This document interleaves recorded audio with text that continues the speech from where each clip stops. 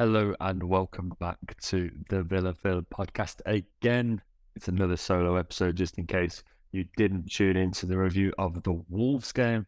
Dan is currently on holiday in Orlando, which leaves you in my not so capable hands. It's your temporary host, Dan Wiseman. And it's been a very, very busy few days since that Wolves game. A very, very busy few days indeed.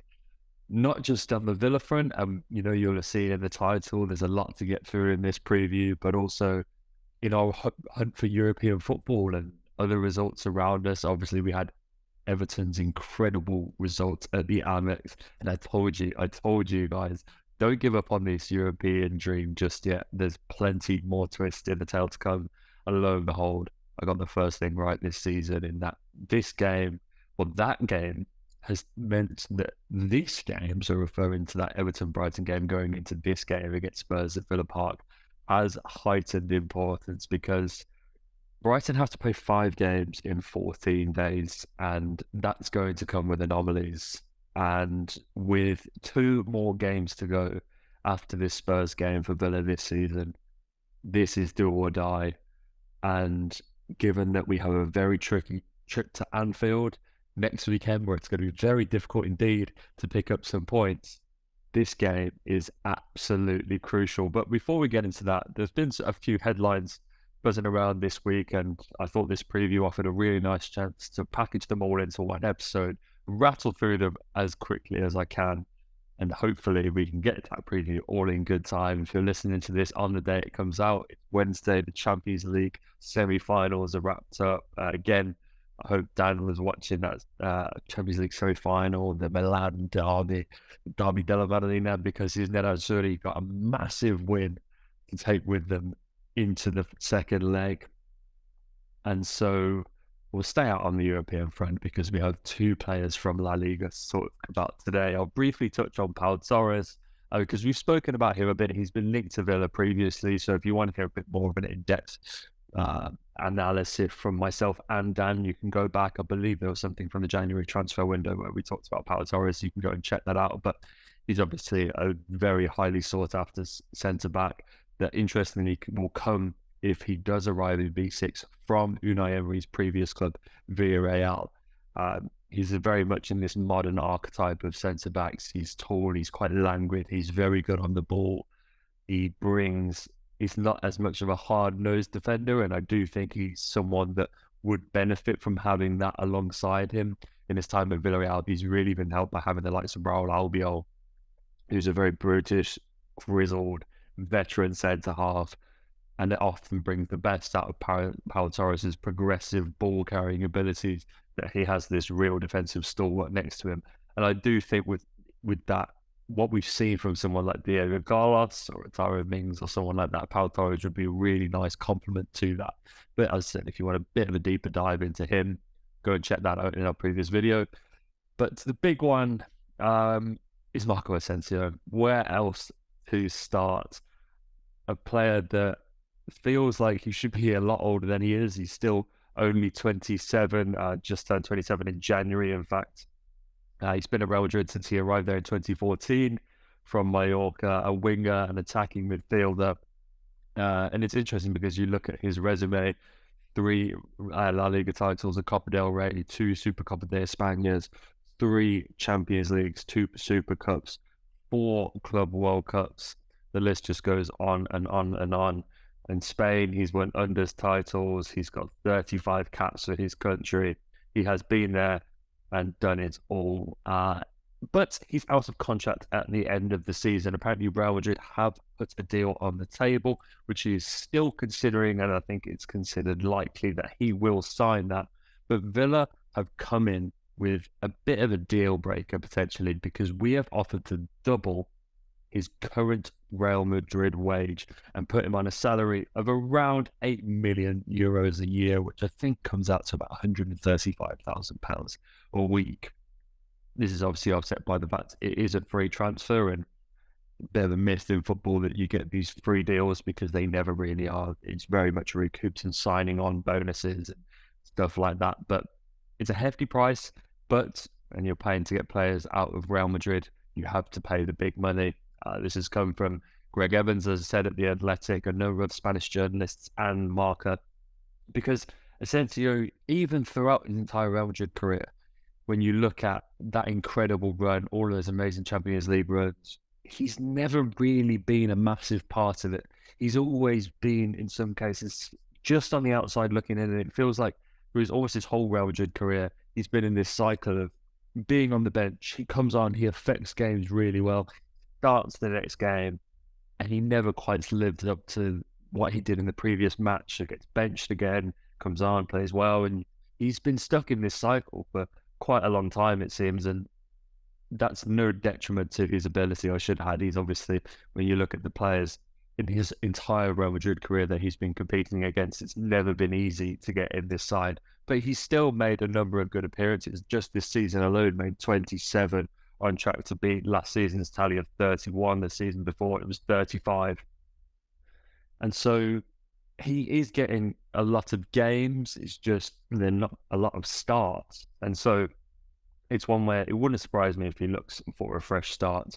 But with a deal on the table at Real Madrid, it'd be interesting to see if he gets out of that one or not. But yes, just a wonderfully technically gifted player. Not the fastest. He's sort of in that drifting inside mold of a winger. You know, he's not going to be big, fullback for pace, hitting into the byline and cutting a ball back. He's got amazing technical ability, a really good high for a pass, really nice touch, brilliant first control. He can operate in really tight areas between the line. He's got a great shot on him as well. There's a really famous goal that he scores in the Copa de España. So the Super Copa de España against Barcelona, where he rattles in this amazing shot from the edge of the box that beats ter Stegen at his near post, and you'd be hard-pressed to turn down the transfer to this guy. So we'll keep an eye on this one, see how it develops, and perhaps if we get any more news on this in the coming days, I'll give you a bit of a deeper dive in a separate episode next week. Just before we go into the preview, there's one more thing that I want to mention, which in amongst all these deals for Pau Torres and potentially Marco Asensio has gone under the radar a little bit, and that is the fact that we are set to hire former Philadelphia 76ers president Chris Heck. Now, it seems there's a bit of a reshuffle, I guess you call it, in the higher-ups at the moment at Villa. Obviously, Mathieu Alemany is set to come in, the sporting director that we're poaching from Barcelona. Heck is just our second upstairs appointment in the space of a couple of weeks, and he left his role with the 76ers in June 2022 after being heralded for establishing the 76ers as a global brand by then co-managers Josh Harris and David Blitzer.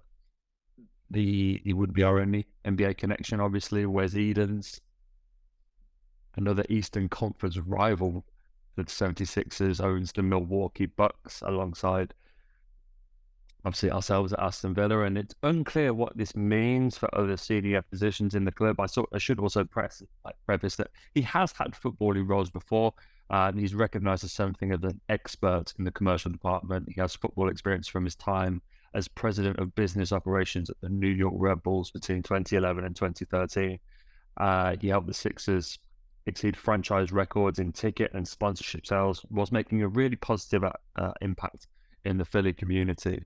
And obviously, when you look at the trajectory that the Philadelphia 76ers have been on, obviously he's not been there this year, but anybody who's been following the NBA and following the playoffs like I have, they currently have the reigning MVP of the league in Joel Embiid, and they have James Harden to match it, despite not being the MVP on the team, is probably the more household name. They're one of the favourites now in the 4 Eastern Conference semi-finalists to make it out of the East to go to the NBA Finals, and he's really been accredited with commercially laying the groundwork for the team's growth into this superpower in the Eastern Conference.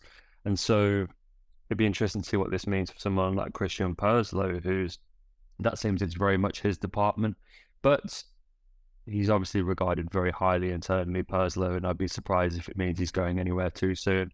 But it's just another one to keep an eye on. And so finally, last but most certainly not least, is the preview, guys. We'll get to this now because boy, oh boy, is it going to be a good game. Villa against Spurs. It's a Saturday. It's a 3:00 game at Villa Park. Two sides who I think 2 weeks ago, if we'd have previewed this game, we would have looked at it very, very differently. This was one of the games in the running that I was looking at, and I was most confident that we could get points from when you look back. And Spurs, when they were going through that really tumultuous time before the third managerial appointment this year in Ryan Mason. And so it's interesting that since then the narrative has really changed. I think after they got smacked 6-1 by Newcastle at St James's Park, they've done a really good job of setting the record straight to a certain extent. They had a really credible draw at home against Man United, in which Man United blew a 2-0 lead before they went and played us. You then have that game at Anfield again, where they turned over a pretty significant 3-goal deficit to draw level at Anfield. Richarlison scores that goal, which he thinks is salvage Spurs a point, before Diogo Jota goes and capitalises on that terrible mistake from Lucas Moura. They then go and get a pretty hard-earned 1-0 win against Crystal Palace at home. So look, whilst it's not exactly revolutionary, they're not setting the Premier League alight with their form. Results like that are pretty significant for Spurs because they haven't come easy, showing there is a bit of fight in this team. And against the Villa side, you had that amazing 10-game unbeaten run. We've obviously now lost our last 2 games by the difference of a 1-0. We have this team, which we've not particularly fared too well against at Villa Park. So whilst we've beaten Spurs, all 4 of our last 4 wins against Spurs have come on the road. We haven't beaten them at Villa Park since a 2-1 win all the way back in January 2008. We haven't completed a league double over Spurs since the 1995-96 season, so not in my lifetime. Spurs have won their last 7 Premier League away games in that time against the Villa. They've scored at least 2 goals in every single game. In their league history, however, they've never won 8 in a row on the road against a particular opponent. And when you look at our form at Villa Park in recent games, it's been pretty spectacular. We've won each of our last 5 league games in B6, all without conceding. And that's the really important part. We haven't won 6 in a row in the competition since February 1993, which was a run of 7, while only in February 1971, as a 3rd division side, have we ever done so, keeping a clean sheet in 6 consecutive wins at Villa Park. Unai's been a fan of making history in this Villa side, and it looks like he might need it to do it again in this game. Spurs' away record is what we need to capital on. They're without a win in their last 6 away league games, drawing 2, losing 4, and they've lost their last 2 in a row out of those 6 games. They last suffered 3 defeats in a row in just 2021, so pretty recent years. And so we look at this game, it's 8th against 6th. Spurs sit 3 points ahead of us in 6th in what is currently the last Conference League spot. It looks like one slot will slide to 7th. And so we have this really interesting, we have to make the most of this because Brighton, they go to the Emirates, and Arsenal are clinging on to every bit of hope that they have that can still maintain a title challenge. They then go to Newcastle away on Thursday before a home game against Southampton, which you pencil them in for a win for, but we've just seen what Everton, another side fighting relegation, turned up and did at the Amex before they go to, just 2 days later, they have a game against Man City, again at home, before we have that all-important clash with them on the 28th, 4:30 kickoff at Villa Park, which looks like at this point it could be a straight shootout for Europe. It's going to be really interesting to see how we set up in this one, because we did have a number of key players come back in that game against Wolves. It was, as I sort of mentioned in the post-match, one of the only positives that you could take from that is that we saw the return of Diego Carlos, we saw the return of Leon Bailey, we saw the return of Boubkar Kamara. It'd be interesting to see which out of those boys are still fit enough to be involved in the matchday squad, and if some of them are free to start, because now that we've lost, I think we'll see a little bit of hampering maybe with the starting lineup. Unai's got that ability. 2 consecutive defeats. I think something needs to change. That squad needs to freshen up in some capacity at least. So it'd be interesting to see how Unai tampers with that side. And if there's any formational changes as well, because obviously we've seen a kind of flitter between the 4-2-2-2 and the 4-2-3-1 that's come to characterise Villa in Unai's reign. It'd be interesting to see which out of those formations we go with. Ultimately, I'm not convinced there's a huge amount of difference between the two, but it's mostly about those wide areas for me. Bertrand Traore didn't see a lot of success in that game. It'd be interesting to see whether we go back to Leon, whether McGinn shifts over to that wide right position that we've seen him occupy in recent weeks. Ramsey on the left didn't have the best game. So it'll really be interesting, I think, to see how we line up there. I think the back four will remain the same. I'll be surprised if it isn't Consi, Young, Mings and Moreno. I think have been pretty fantastic, to be fair. But yes, outside of that, I do think there's some room for change. Maybe again, Emi Buendia is one who's kind of been hit and miss recently. And with these boys going back, I know it doesn't give us a lot of flexibility, but it's certainly more that we've had. And I think that lack of rotation is what's been hurting Villa recently. So yes, guys, I think we'll leave it there because I'm aware that I've been talking for a little while. If you've watched to the end of this video, I really appreciate it because I imagine it's got to be a bit of slog just hearing me, myself, and I talk at you guys. But I'll be at the game at the weekend, which I'm really excited for. As I mentioned on the podcast, I don't get to go to too many games at Villa Park anymore, which is a real shame, but I could not miss this one. So if you see me out and around, feel free to come up and say hi. I'd love to have a talk about this one, but at the very least, drop your thoughts on this game in the comments. Our link tree is down below. Make sure you go and check out our TikTok, our Instagram, our Twitter platforms. If you fancy one final hit at our FPL league, come on and join. There's no such thing as being too late.